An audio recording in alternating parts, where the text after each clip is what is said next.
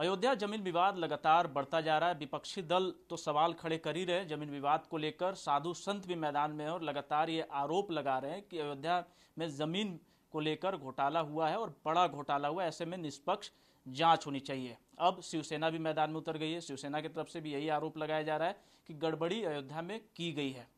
शिवसेना सांसद प्रियंका चतुर्वेदी लगातार कह रही है कि घोटाला हुआ है और बड़ा गड़बड़ी हुआ है। ऐसे में प्रियंका चतुर्वेदी जी हमारे साथ खुद मौजूद है। प्रियंका जी, आपकी तरफ से क्या आरोप है? क्योंकि साधु संत तो आरोप लगा ही रहे, अब शिवसेना। जब साधु संत खुद कह रहे हैं, जो रखवाले हैं, रामलला विराजमान के जो मुख्य पुजारी हैं, वो भी कह रहे हैं जो भी चंदा आया है वो रामलला के नाम का आया है और राम भगवान वो हैं जिन्होंने माँ सीता से भी अग्नि परीक्षा कराई हो।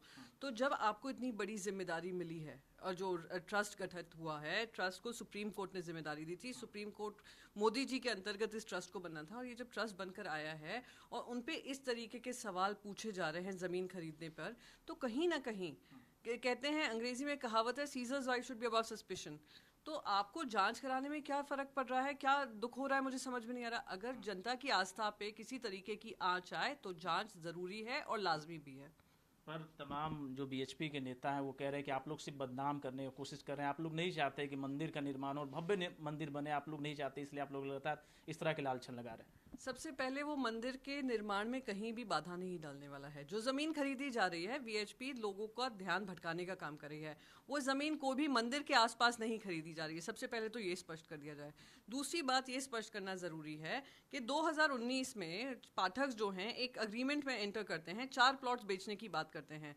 जब राम जन्मभूमि ट्रस्ट का पूरा एक्सप्लेनेशन आया, वो ये बताना भूल जाते हैं कि जब वो अग्रीमेंट कैंसिल हुआ, एक तो लैंड उन्होंने डायरेक्टली खरीद ली 8 करोड़ में, एक इन लोगों ने सुल्तान अंसारी और तिवारी जी से खरीदी, वो भी 18.5 करोड़ में, 10 मिनट के अंदर अंदर 2 करोड़ की जमीन 18.5 करोड़ में खरीद ली। अब आ रहे हैं उपाध्याय जी जाकर एक संत से लैंड खरीद लेते हैं और उसको 2 करोड़ में 20 लाख और 36 लाख की लैंड 2 करोड़ और 1 करोड़ में बेच देते हैं।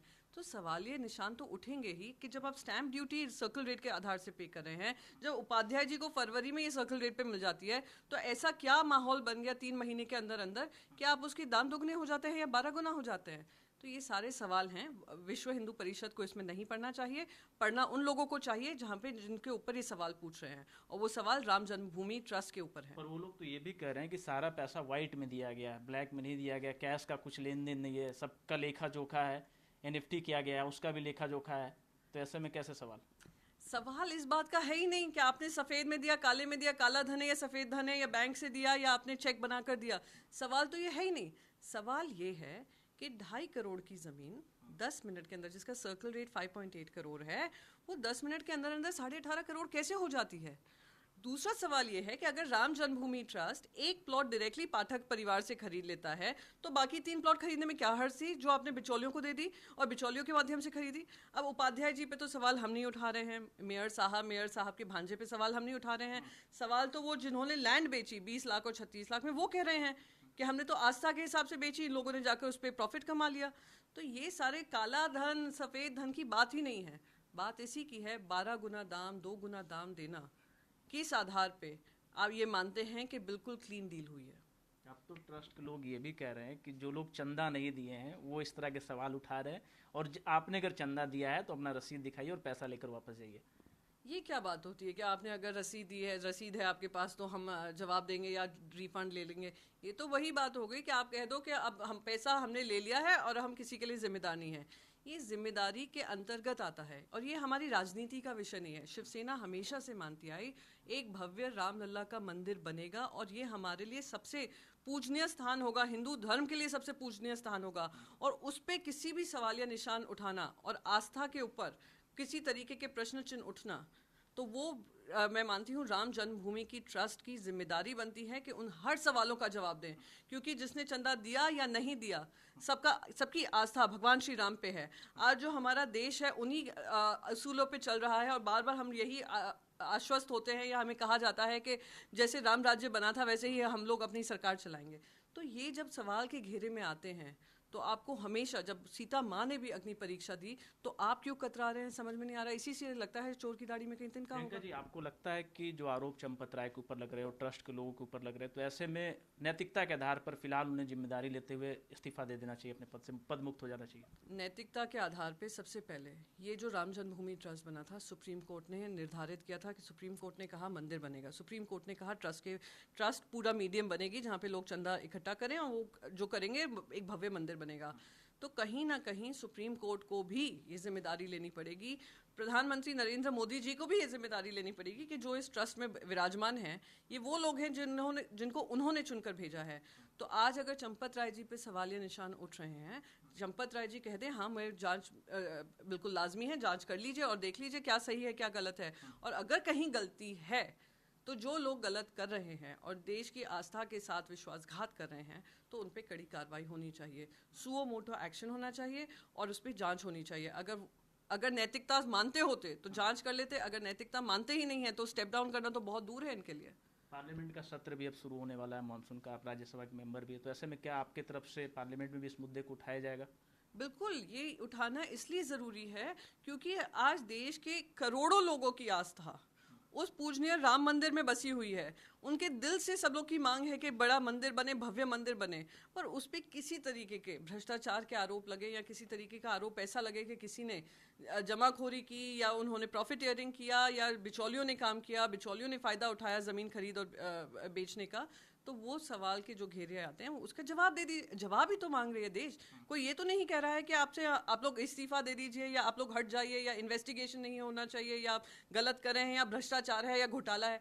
आप इन्वेस्टिगेशन के दायरे में आ जाइए, उसमें कौन आपको पाबंदी लग रही है? 22 तक मंदिर का कहीं ना कहीं रोड मैप तैयार होना था, मंदिर दिखने लगता है, तो ऐसे में कहीं आप लोग रोकना तो नहीं चाह रहे कि 22 तक मंदिर ना बने, ना निर्माण हो? 22 क्या 20 को बन जाए।